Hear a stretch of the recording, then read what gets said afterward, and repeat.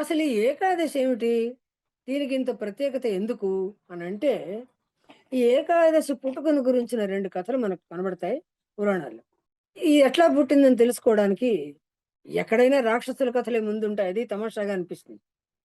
కుంభుడనే రాక్షసుడు ఒకడుండేవాడు. అతని కొడుకు మృదుమన్యుడు. ఇతడు మహాదేవుని గురించి తపస్సు చేసి, స్త్రీ పురుషులు ఎవరి వల్ల గూడా తనకు మరణం లేకుండా వరం పొందాడు. అయితే మహాదేవుడు ఏమని హెచ్చరించాడంటే, అయోనిజ అయిన స్త్రీ నుండి నీకు మరణం ఉంటుంది అన్నాడు.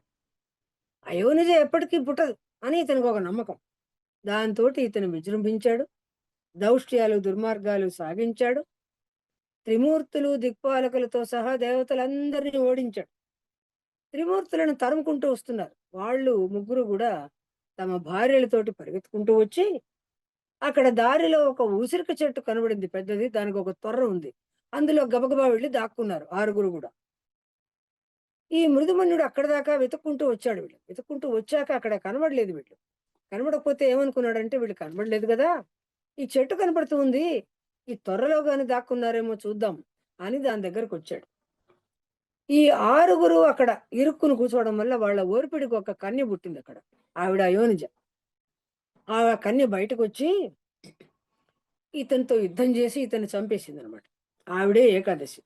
కనుక సకల పాపాల వినాశనం కోసము కూడా ప్రతి పక్షంలోనూ వచ్చే అంటే ప్రతి 15 రోజుల్లోనూ నెలకి 2 ఏకాదశులొస్తాయి.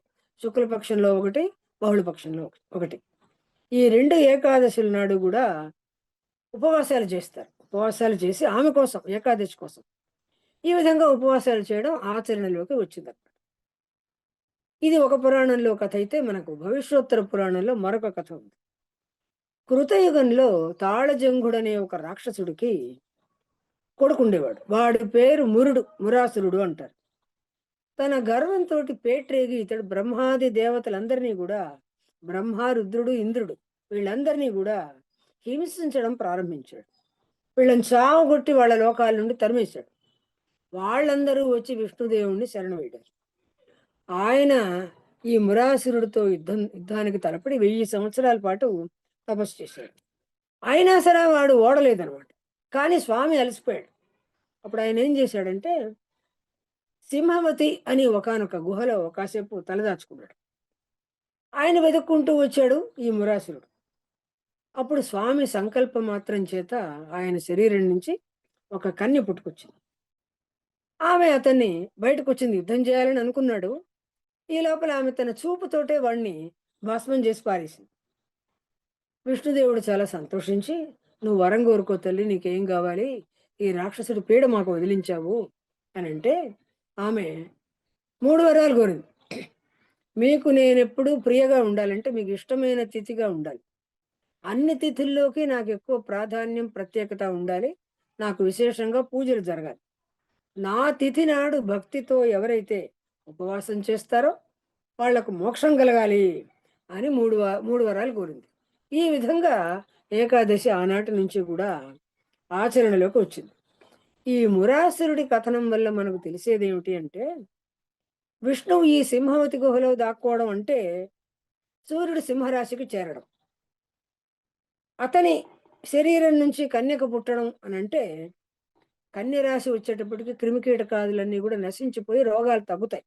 ఎందుకంటే వర్షాకాలంలో క్రిములన్నీ ఎక్కువైపోయి మనకు రకరకాల రోగాలు సంభవించడం తెలుసు కదా.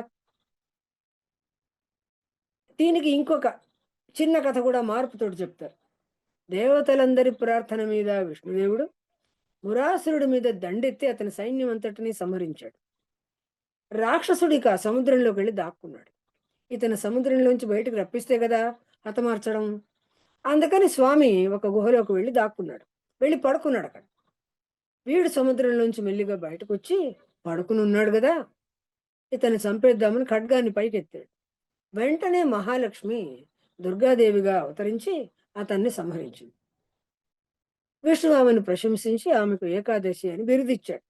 అప్పటి నుంచి కూడా ఈ ఏకాదశి అనేది ప్రాచుర్యంలోకి వచ్చింది అని పురాణాలు మనకు చెప్తున్నాయి. ఇది ఏకాదశి పుట్టుకను గురించిన 2 కథల సమాచారం.